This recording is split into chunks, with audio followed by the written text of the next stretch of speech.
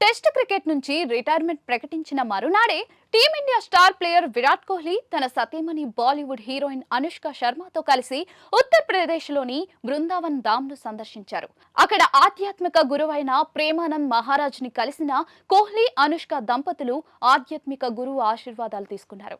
ఈ ఏడాదిలో ప్రేమానంద్ గోవింద్ శరణ్ మహారాజ్ ని కలవడం ఇది రెండోసారి కావడం విశేషం. దీనికి సంబంధించిన ఫోటోలు నెట్టింట సందడి చేస్తూ ఉన్నాయి. సతీ సమేతంగా తమ అభిమాన ఆధ్యాత్మిక గమ్యస్థానమైన బృందావనానికి చేరుకున్నారు. కెల్లి కుంజ్ ఆశ్రమంలోని ప్రేమానంద్ గోవింద్ శరణ్జీ మహారాజ్తో కొన్ని సుదీర్ఘ ఆధ్యాత్మిక ప్రవచనాలను శ్రద్ధగా విన్నారు. ఆ తర్వాత కోహ్లీ, అనుష్క దంపతులు సాధువు ఆశీర్వాదాలు తీసుకున్నారు. కెల్లి కుంజ్ ఆశ్రమానికి చెందిన యూట్యూబ్ ఛానల్లో వీరి వీడియో అప్లోడ్ అయింది.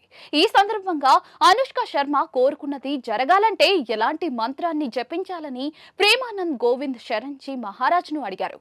దీనికి మహారాజ్ స్పందిస్తూ అది పూర్తిగా సాధించదగినదని, సాంఖ్య యోగం, అష్టాంగ యోగం, కర్మ యోగాలను అనుభవించిన తర్వాత భక్తి యోగానికి వచ్చానని, ఇది తన వ్యక్తిగత అనుభవమని చెప్పుకొచ్చారు.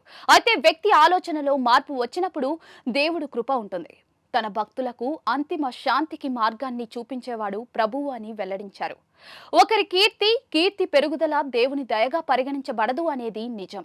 ఒక వ్యక్తిలో ఆలోచనలో మార్పు వచ్చినప్పుడు ఆ దేవుడి దయ ఉంటుంది.